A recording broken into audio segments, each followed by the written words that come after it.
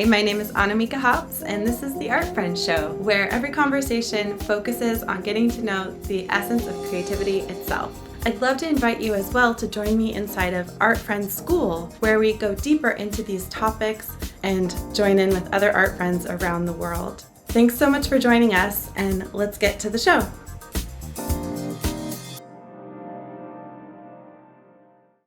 Welcome to the Art Friends Show. Here's an artist you're gonna love to know. Hi, I'm Annamieka. This is day 51 in a row going live to create the Art Friends Show. Today's guest is Cleo, and she'll be joining us shortly to share her breadth of experience as a professional working artist who's worked in many capacities, and I'm very curious to get to know more. And we're also gonna learn about scarves and Patreon and all kinds of good things. Without further ado, yay! Hi, Cleo. We're doing it. Can you tell everyone your full name and where you live and what you make? My name is Cleo Papanikolas. So my last name's a little long, so I go by Cleo Made. That's on all my socials, and my website is Cleo Made also. M-A-D-E. A lot of people think it's M-A-I-D. I feel that way. Oh, interesting. Cleo Made, like Cleo made this. Yes, exactly. Cleo made art. Right. Okay. Yeah, totally. Got it. So about myself, I live in Berkeley, and I'm pretty much Bay Area girl. I went to Berkeley High, I went to CCA in Oakland, and then I went to Cal for graduate school in painting. But I have traveled a bit. I like to get out. So I've just done a lot of different art careers, and I'll share some of that experience with you. And I think it helps when people are just starting out. They like, oh, can I really make a living as an artist? And how do I do it? And is it hard? And what do I do in that? So. Yes, I'd love to hear about some of the many things you've done. First, though, can we look behind her, anyone watching? These are scarves that have your designs on them. Can you tell us a bit about the scarves and what the deal is? Yeah, so I was teaching art, and I really wanted one of those old-fashioned like pull-down charts that they have it on blackboards, where there would be a map or like parts of a flower for science or something like that. And I was like, what I really need is a chart that illustrates all these things, so I don't have to keep going and redrawing stuff on the whiteboard or trying to find slides of it. I started making these, like one for portraits and one for, this one is lettering that's behind me. This one I have is gouache. Oh, cool. So it's like all the different, techniques and styles and stuff. And I was making them as posters, but I was having a lot of technical difficulties because like when you fold the paper, it starts cracking, and I wanted a nice print. And so I ended up making them on fabric, and then as wash, you'd make them as scarves. So it's, it's scarf, but I kind of think of hanging them on your wall, but you can wear them, you can blow your nose on them. I really like the idea of kind of a portable studio, because I moved around a lot and rented a lot, and like when you're packing up your stuff, you just have to set up anywhere. And I love that I could, I could fold up a dozen of these in an envelope and take them with me and be able to set up my shop anywhere. Brilliant. That's so cool. And they're cheap. I like to be able to make art that people can afford, because I've been a fine art painter, and you're selling something for thousands of dollars, but I really want to connect with people that can buy something for $25. So. Yeah. I love the range of that. And yeah. So how many would you say you've designed, like in your scarf career? 1, 2, 3, 4, 5, 6, 7, 8. There's 10 here so far. But then I have a lot of them, like right now I'm working on one about how to paint flowers. And like, this is one of my prototypes, one of my older designs when it was a poster. Okay. So cool. This will soon be a scarf. It's like a whole class on a. It is. That's the whole idea, yeah. Because like when someone says how to paint flowers, I just really want students to know that you're learning their way to paint flowers, but there's really, 50 other ways to paint flowers as well. So I do like to try and put a bunch of examples of different styles on there. So when someone is taking a painting class, they should try several different teachers because they're going to learn several different ways. Hallelujah. Yeah. Go team on that. Yeah. I mean, I work primarily with people who either already have their own style or they've studied with a bunch of teachers and they want to find their own way, you know, or they've never tried it. And I love that too, because I'm like, you don't have to do it just like anyone else. Anyway, okay, not about me. Just this is a small sideline, but I wrote this book called The Opposite is Also True, and illustrated it. And it's that where a teacher is going to say, this is the way to do it.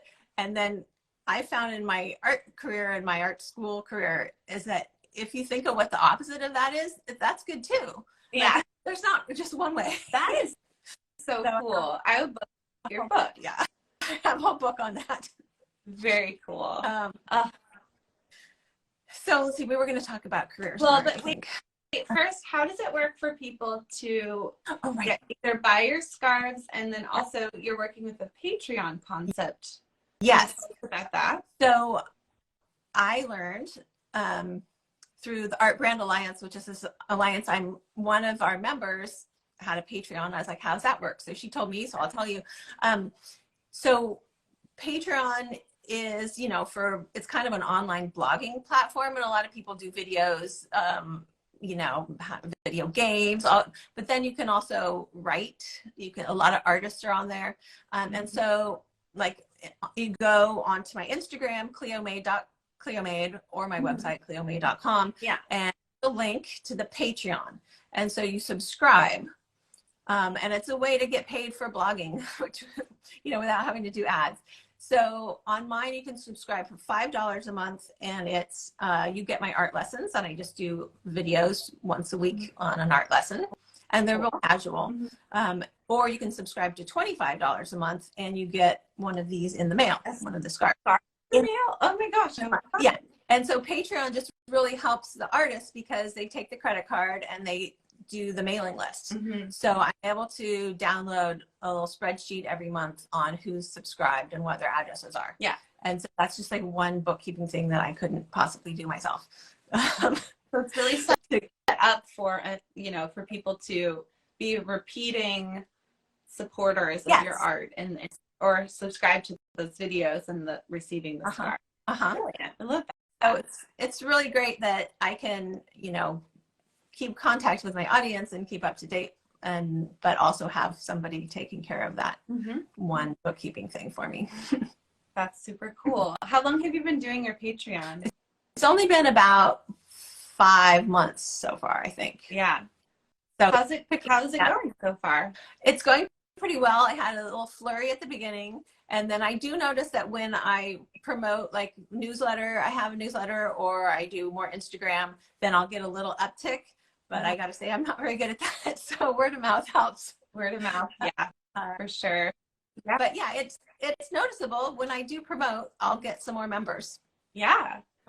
So when if somebody's watching this and they're like, oh my gosh, I want to learn from this person and get in there. So is there a link in your profile? Can they sign up right now and get access to it? Yes, there's a link in my profile. I have one of those link trees, and it'll just say Patreon Scarf Club, and they can sign up through there. Yeah. Rad. And that's Cleo made on Patreon as well. Everything's Cleo made. Yeah. Cleo made everything. Yeah. Cleo made everything. I love that so much. I just want to show you because in undergrad, I studied painting and fibers. Ooh. And I made this like as I actually did it to test out all my silk dyes, and so it was mixing, you know, all of these colors. It's just a color chart. These colors mixed with those colors, and then with either black or white Gutta. But this thing has always been kind of a reminder to me of how much I love textiles and how much I want to get back there eventually. So just as a scarf lover, I'm mostly just doing a show and tell and be like, I make scarves once. I love it. And then you can it's a reference too. You hang it on your wall, and every time you want to check a color, I've got a photo. Yeah. There too. Oh, look at that. Look at that. Are we kindred spirits or what? Look, I want that scarf. Like that would be the one I want of your whole collection. So cool. Right. And I love having those references on my wall, especially for color mixing, because I don't really follow the the color wheel as much as I follow swatch charts, because I want to just be able to like imagine a color in my head and then see it and then know how I made it, as opposed to going, gosh, are these, you know, analogous or whatever. I swear those fundamentals of the elements of art and the foundations of color theory, I go back, I actually do kind of live and die by this, like these reference tools. I have like value charts, color wheels, all those basics. It really helps. Okay, let's hear about, so you told me that you've attempted this once, maybe perhaps for your Patreon, where you are sharing all the things you've done professionally.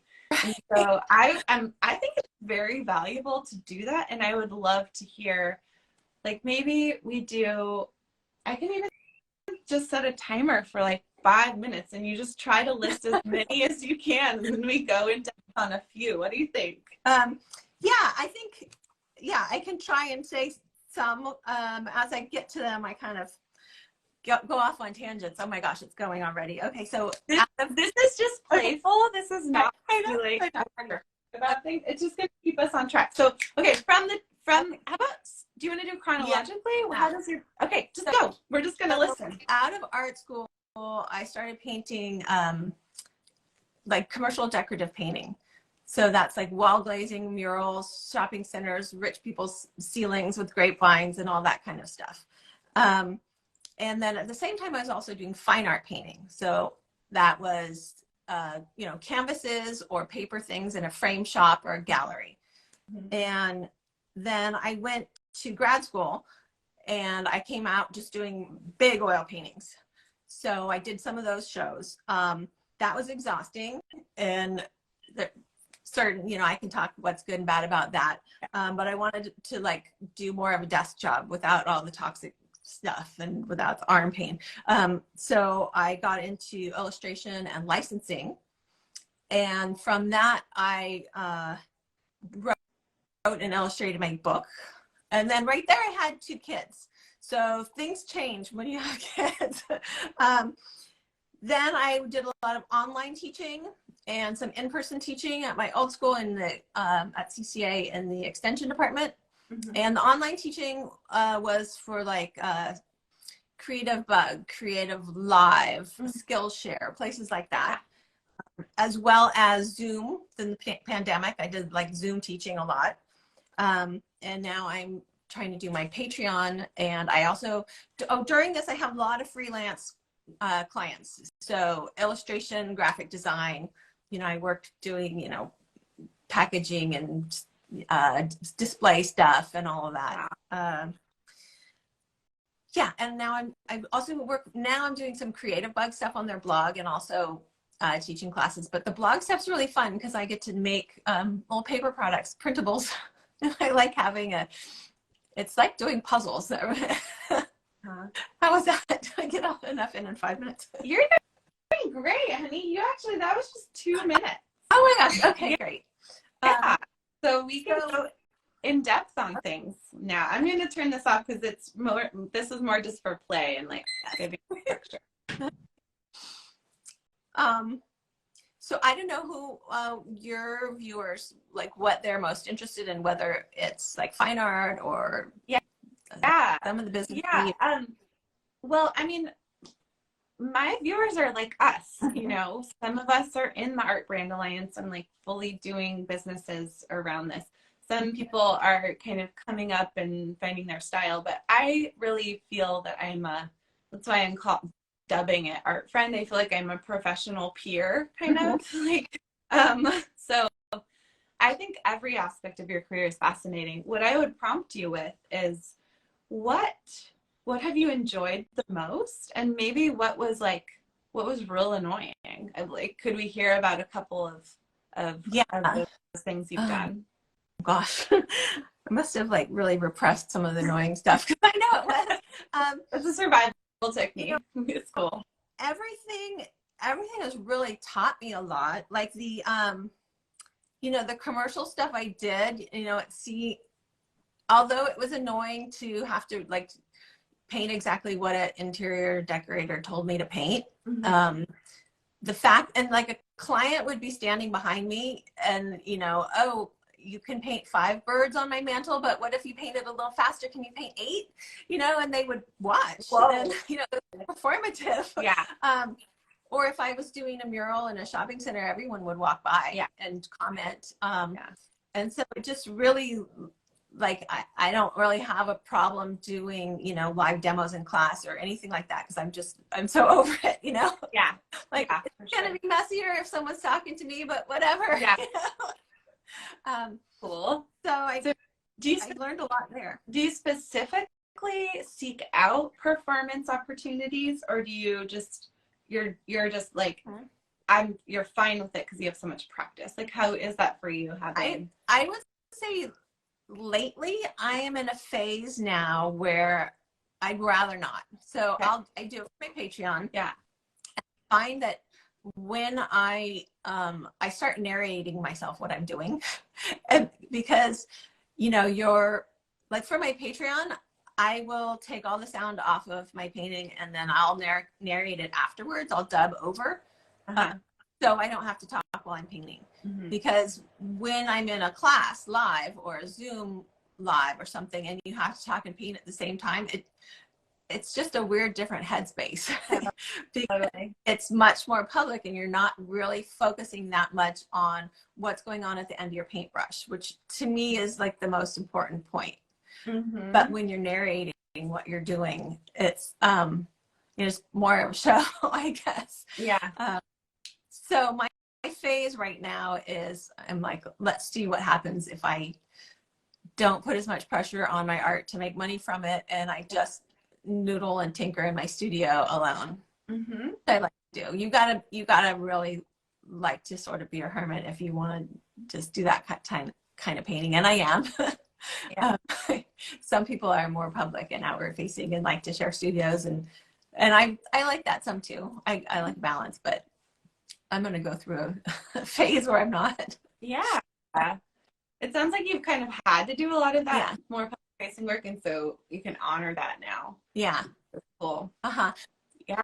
I was also thinking of my career too. It's like, you know, when I was in art school and young and punky and doing fine art, and there's a big attitude of like trying to be intellectual or kind of, you know, all the verbiage that everyone uses in art reviews and talking to each other. And, you know, it's a kind of a tougher feel.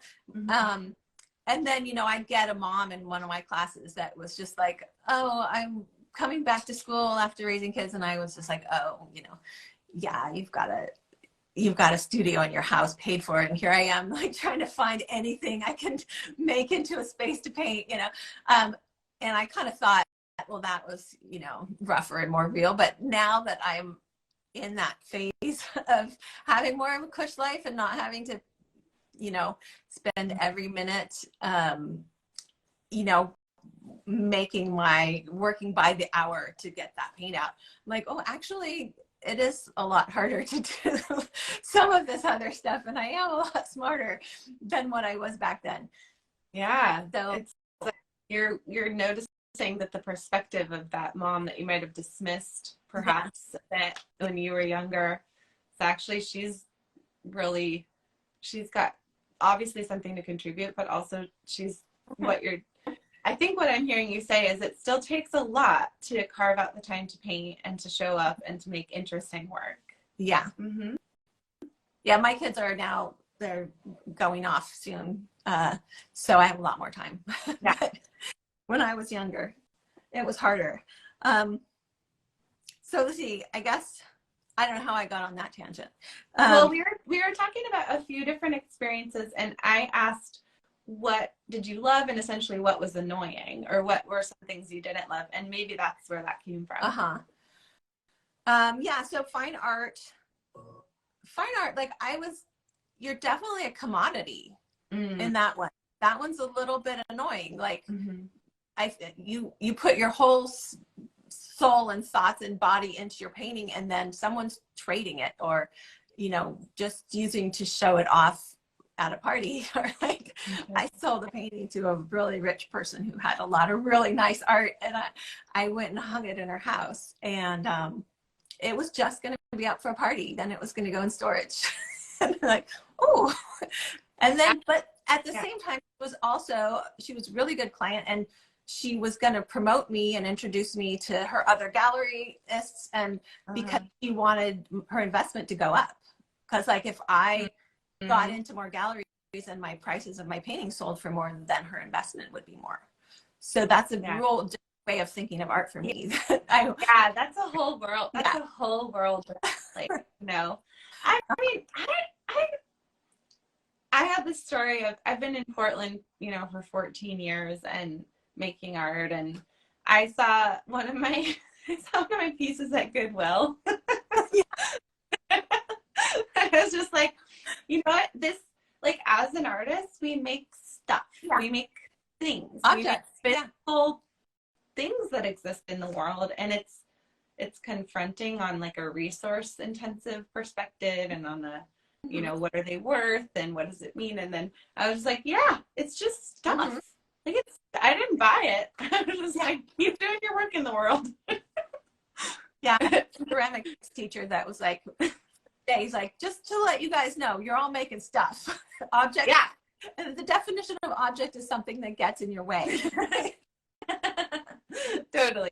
A lot of people do tear up their paintings if they are gonna, just to control where they end up at the end, if they're not keep track of it. Yeah, I've heard of that. I've had like anyway, we could talk about the stuffness of so many stories of that. Yeah. So I guess there was a couple I didn't hit on. The freelance design and illustration and licensing. So to do the licensing, I hooked up with another author who was already well known. So she was able to quickly get us a licensing agent. And so it was really her licensing agent. I did all the illustrations and the visual stuff, and she did all the writing. But I got to work with tons of companies. And that was fun on the one hand, because you go into a store and see your work. That's really fun. But then that was really, I came out of that thinking, boy, did I make a lot of stuff that's going in the landfill. So then from that, I was like, well, I want to write and illustrate my own book. So the licensing, actually, you get the checks afterwards, right? So then the whole year after I stopped doing that, I was getting the checks. And that was, I was actually pregnant then too. So my baby and my book were due on the same day. Really? Yeah. So I just had to really work up. My baby was late, so I was working up to the last minute. And there are some people who are able to make really popular books that send them money, but mine are more art books. So I've done that twice, where you just spend the whole year making and writing, illustrating a book, and then it's great to hand out to people. And I use it as a basis it's like a textbook for my classes sometimes. Totally. But I would not call that a money-making thing if anybody wants to do that as a career. I appreciate you being so frank about that. Sure. I have enough curriculum for more than a book, and so it will be so immensely fulfilling to me when I can create a book. But the thing I found, the people I help make books are they've already retired, they've already saved for retirement, they're funding their own thing. There's a sense of being the steward of the book. Yeah. In a lot of cases, some people really get great deals and make money off of it, but it sounds like you're one of the honest people who's sometimes we are the one who causes the book in the world, and then it's not the biggest maker. I mean, I did go through all of the professional ways, and one book I had an agent, a very professional agent, and both of them, had all the contracts, and I got the advances and stuff, but the advances were pretty good, but I didn't never pay back and start earning after that, so you have to sell a lot of books to do that. Yeah. Well, gosh, I'd love to see I would love to see your books. Yeah. So where are they available? Can people buy them from you directly or online or both? Yeah, the opposite is also true, is available on Amazon, and I'm not sure if it's in bookstores now. Can I grab them? Yeah, please do. love to see them. Okay. Excuse me. Right back here. That's this one. Yay. Okay, so it's backwards because we're in selfie Right. mode, but you can get a sense of the cover. So it has it's beautifully designed. This one, it has like two opposite things, and then it has a page of journaling. So the format is you one way, the other way, and figure out your own way. And cool. that one I had like, my editor was super involved and did, changed everything, asked for all kinds of stuff. And the first one I did is this one is called Cook Until Desired Tenderness. Oh, cute title. And this is about, it's like food it's like a whole kind of a fake journal. Wow. And that's really full color illustration. And I have a bunch of these here, but I think that they are not available through the publisher anymore. So I do, if anybody really wants one, I'm going to try and put them up on my website. The food one, does it have recipes or essays, illustrations? What's the style? It doesn't really have recipes. It's a novella, a little novel that I wrote in the first person, which cool. I could talk about that. I kind of regret it because everyone thinks I did all the stuff. But it's supposed to be a little fictional journal about someone, growing up and learning about food and cooking in the professional kitchen. And it's just a big metaphor for food as love and love. Oh, yeah. What a cool project. I'm just so struck by how distinct your ideas are, and they're fully executed in these concepts. Like your